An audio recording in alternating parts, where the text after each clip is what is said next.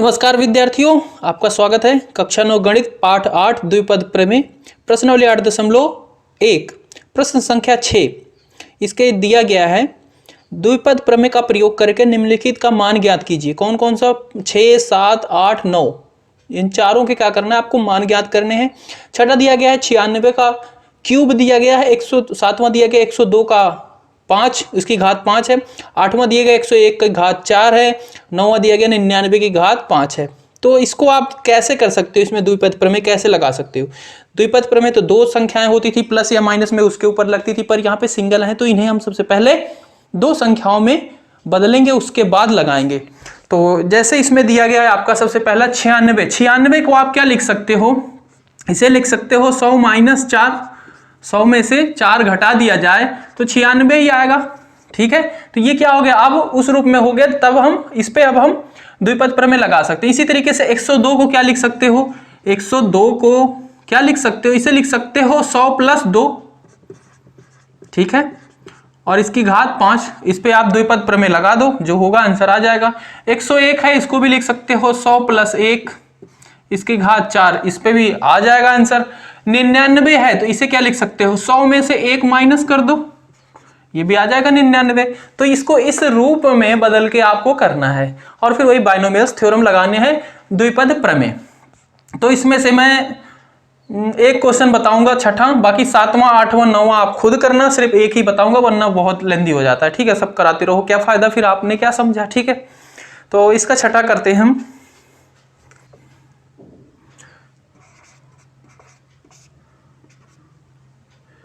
96 की घात 96 की घात 3 को लिख सकते हैं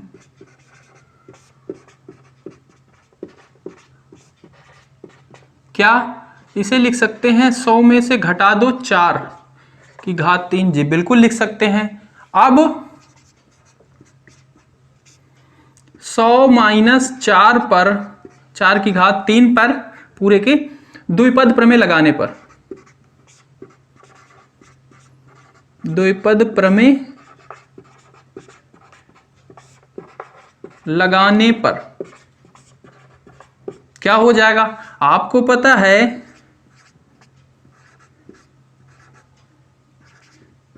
कि बाइनोमियल्स थ्योरम क्या होती है द्विपद प्रमेय? बिल्कुल पता है क्या होती है। NC0, n यहां पे क्या है? n का मान क्या है? 3 है। ठीक है, a की जगह पे क्या है? 100 है, b की जगह पे 4 है, और यहाँ पे प्लस ना होके माइनस है। माइनस है तो इसका मतलब क्या होगा?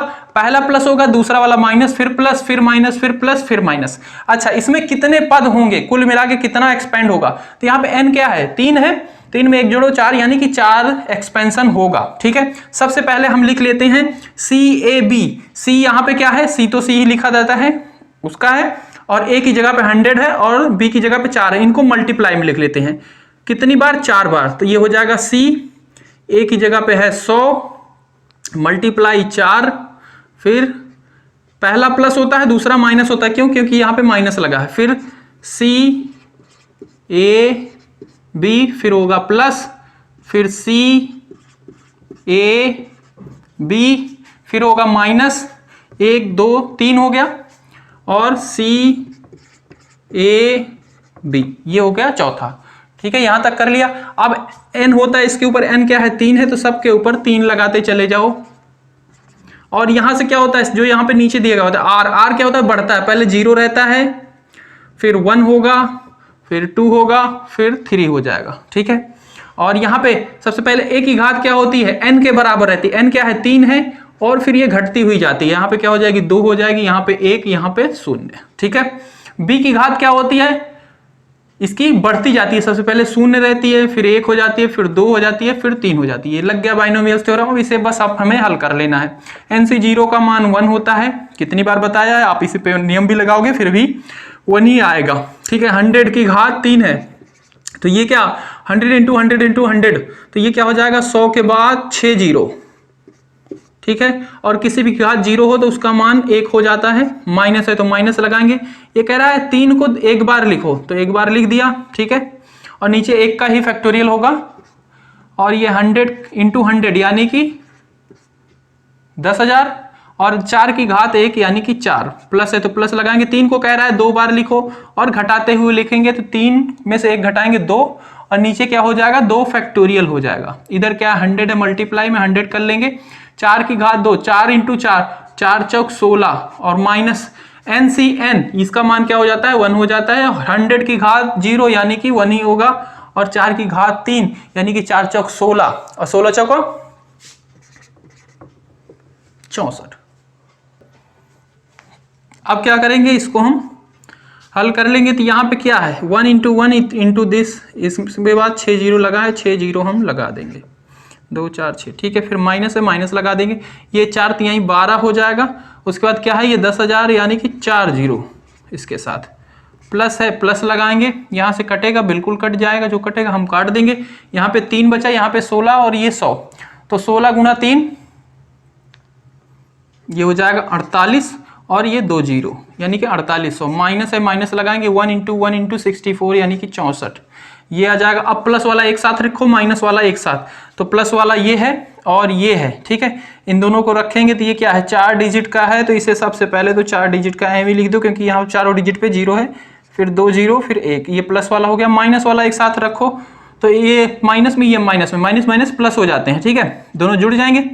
तो यहाँ पे क्या है ये 2 डिजिट पे है, ये हो जाएगा 120064, ठीक है। अब क्या करना है आपको सब्ट्रैक्ट करना, इसमें से इसे हटाना है, घटाना है।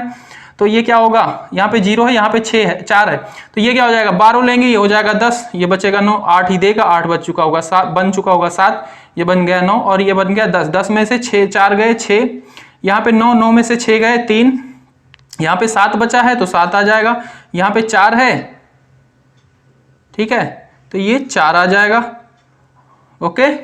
और अब यहाँ पे क्या है, यहाँ पे 0 है, यहाँ पे 2 है, ठीक है, इसके नीचे, तो ये फिर 12 लेगा, ये देगा इसे 10, फिर ये देगा इसे 10, ये बन जाएगा 9, यहाँ पे 10, 10 में से 2 गए 8, और ये बचा है 9, 9 में से 1 गए 8, तो ये आपका हो जाएगा आंसर इसका।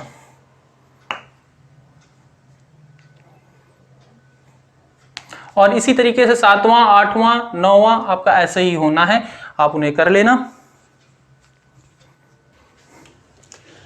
10वां प्रश्न है, कह रहा है द्विपद प्रमेय का प्रयोग करते हुए बताइए कौन सी संख्या बड़ी है, 1.1 की घात 10,000 या 1,000, ठीक है। इन दोनों में आपको बताना है कौन सी संख्या बड़ी है। तो देखो इसमें हम कैसे बताएंगे, वो कह रहा है कि 1.1 की घात 10,000, ठीक है, बड़ी है या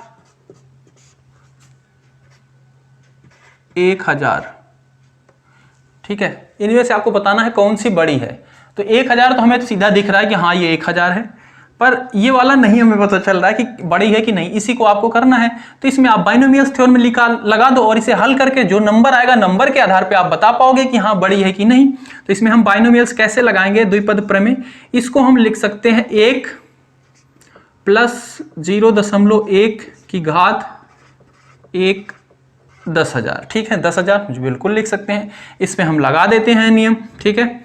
अगर हम लगाते हैं इस पे तो ये क्या हो जाएगा NC, N यहाँ पे क्या है 10,000, तो 10,000 C, और R यहाँ पे क्या हो जाएगा 0, 1 गुणा 0.1, ठीक है।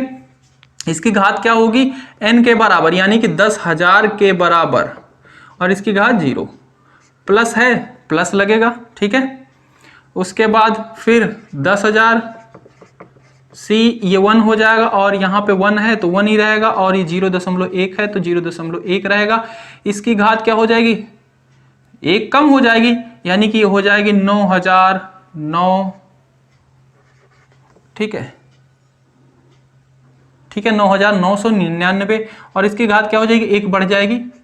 इसी तरीके से ये चलती हुई चली जाएगी, ठीक है। हम इससे ज़्यादा नहीं लिखते, 2 ही लिखते हैं, और इसको हम दिखा देंगे ये, क्योंकि चली जाएगी, बहुत बड़ी है, 10,000 तक है, जाएगी लास्ट में जब क्या हो जाएगा, ये हो जाएगा 10,000, और यहाँ पे भी 10,000, और ये 1 हो जाएगा किसके बराबर, 0 के बराबर, और 0.1 ये हो जाएगा 10,000 के बराबर, वहाँ तक ऐसे जाएगी। देखो फिर हम इसको हल करते हैं, इतने को जब हल करेंगे देखो, तो ये क्या, इसका मान क्या आता है, 1 आता है। मैंने बताया है NC 0, R जब भी 0 होगा 1 ही आएगा, ठीक है। तो इसका मान 1 आ जाएगा। एक की घात है 10,000, 10,000 बार लिख के मल्टीप्लाई करो तभी भी 1 ही आएगा वो, ठीक है। और 0.1 है, इसकी घात क्या है, 0 है, तो इसका मान भी 1 ही आ जाएगा, ठीक है। प्लस है तो प्लस लगा देंगे। फिर ये है 1, यानी कि ये कह रहा है 10,000 को एक बार लिखो, ठीक है। या फिर आप नियम लगाओ तो नियम भी लगा सकते हो। तो 10,000 ये हो गया। 1 की घात 99, 999,499, तो 1 को कितनी बार मल्टीप्लाई करो, 1 ही आने वाला है, ठीक है। और 0.1 की घात 1 है, तो यानी कि ये क्या है, 0.1, ठीक है। और इसी तरीके से मैं आगे का नहीं लिख रहा, बस इतना ही लिखता हूँ, ठीक है। अभी देखो क्यों लिख रहा हूँ, क्योंकि यहाँ पे यहीं पे हमारा 10,000 आ चुका है। 10,000 में ये 1 जोड़ेंगे तो 10,000 1 हो जाएगा। देखते हैं, अभी देखो इसे हल करेंगे तो यहाँ पे आ गया आपका 1, ये 10,000 है, गुणे 1 गुणे 0.1, 0.1 से जब गुणा करेंगे तो ये हो जाएगा 1,000, ठीक है। और ये साथ में जो भी आगे संख्याएं आएंगी पॉजिटिव संख्याएं ही आएंगी, क्योंकि सब में प्लस है। वो सारी संख्याएं क्या होंगी, धनात्मक संख्याएं आएंगी आगे, धनात्मक संख्या ही आएंगे, और वो जुड़ती हुई जाएंगी, यानी कि इसको बड़ा ही करेंगी पूरे नंबर को। और यहीं पे ये हो गया 1,000 हो जाएगा ना, 0.1 से मल्टीप्लाई करेंगे 1,000 हो जाएगा। 1,000 में 1 जोड़ेंगे तो ये हो जाएगा 1,001। अब देखो बाकी इसके साथ धनात्मक संख्याएं हैं और पॉजिटिव संख्याएं हैं। तो अभी देखो जब इतने पे ही हमारी 1,001 आ गई और 1,000 ही है, तो मतलब ये संख्या क्या है, बड़ी है, जाहिर सी बात है। तो यहीं पे लिख देंगे कि 1,001 की घात 10,000 बड़ी है किससे, 1,000 से, ठीक है। और ये अपना प्रोसीजर कर देंगे। बाकी आप इसमें लिखना चाहो तो अपने हिसाब से जो लैंग्वेज में आता है आप बता सकते हो, बाकी कंसेप्ट यही है, ठीक है।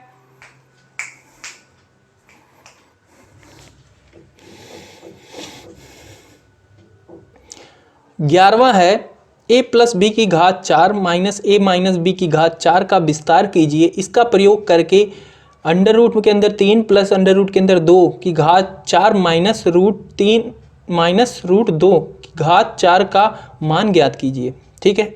मतलब ये देख रहे हो आप, पहले कह रहा है इसका विस्तार कर दीजिए, फिर इसका मान ज्ञात कीजिए। सबसे पहले हम a प्लस बी की घात 4 माइनस a माइनस बी की घात 4 का विस्तार करेंगे, और इसी तरीके से हमारा जो है ये जो प्रयोग जिसका मान निकालना है वो भी है। वहाँ पे a की जगह पे क्या है, √3 है, b की जगह पे √2 है, बाकी तो प्लस माइनस सेम ही है, घातें भी सेम है। मतलब जो इसका विस्तार आएगा वही उसका आंसर होगा, उसी में हम a b की जगह पे ये √3 और √2 रख देंगे, बस हमारा आंसर हो जाएगा। तो देखो इसको कैसे करेंगे। 11वां है a प्लस बी की घात 4 माइनस a माइनस बी की घात 4, इसका हमें विस्तार करना है। विस्तार किससे करेंगे, वही द्विपद प्रमेय से करेंगे, जाहिर सी बात है। इस पे हम लगाते हैं द्विपद प्रमेय, ठीक है। अब मैं यहाँ बार बार लिखाऊंगा नहीं, द्विपद प्रमेय लगाने पर ये सारी चीजें, वो आज चीजें आप समझ रहे हो। अब हमें क्वेश्चन हल करनी है, वो तो जब बताना था शुरू में मैंने बताया कि हाँ कैसे कैसे करना है। अब यहाँ पे a का मान आपको दिख रहा है, b का मान दिख रहा है, n की जगह पे 4 है, तो ये क्या हो जाएगा, NC0 a और b, a की घात क्या होगी 4 होगी, b की घात क्या होगी 0 होगी, प्लस 4C1 कितनी टर्म में जाएगा, ये 4 है यानी कि 5, इसके 5 पद बनेंगे। तो ये a की घात 3 हो जाएगी, b की घात 1 हो जाएगी, प्लस 4C2 a की घात 2 हो जाएगी, b की घात 2 हो जाएगी, प्लस 4C3 a की घात 1 हो जाएगी, b की घात 3 हो जाएगी, प्लस 4C4 हो जाएगी, a की घात 0 हो जाएगी, b की घात 4 हो जाएगी, ठीक है। कितने पद हुए, 1 2 3 4 5। माइनस है तो यहाँ पे हम माइनस लगा लेते हैं, वो भी बड़ा ब्रेकेट लगा के बाहर, क्योंकि ये माइनस पूरे पे मल्टीप्लाई होगा, भी देखना। तो अब a माइनस बी बन गया है, इसकी घात 4 है, तो इस पे भी क्या हो जाएगा, NC0 a की घात 4 हो जाएगी, b की घात 0 हो जाएगी, और फिर क्या हो जाएगा, माइनस हो जाएगा, क्योंकि यहाँ पे माइनस है, और n की जगह पे 4 होगा, ठीक है। a की घात 3 b की घात 1 प्लस 4C2 a की घात 2 b की घात 2 माइनस 4C3 3a की घात 1 b की घात 3 प्लस 4c 4a की घात 0 b की घात 4। यहाँ तक बात समझ में आती है? बिल्कुल समझ में आती है। अब जब इस माइनस का मल्टीप्लाई करेंगे अंदर ना, तो इसको माइनस कर देगा, इसको प्लस कर देगा, इसको माइनस कर देगा, इसको प्लस कर देगा, इसको माइनस कर देगा, सब उल्टा उल्टा हो जाएगा। ठीक है, उल्टा पुल्टा हो जाएगा। ठीक है, अब मैं इस ब्रैकेट को भी हटा देता हूँ क्योंकि हमने माइनस को अंदर मल्टीप्लाई कर दिया। अब आपको समझ में आ रहा होगा। अब यहाँ पे ध्यान से देखो क्या क्या कट सकता है। ये चीज यहाँ पे है 4c 0 a की घात 4 और b की घात 0, यहाँ पे भी है, पर यहाँ पे माइनस में, यहाँ पे प्लस में, मतलब ये तो गया। यहाँ पे भी देखो ये क्या है, प्लस में, ये भी प्लस में, ये नहीं जाएगा।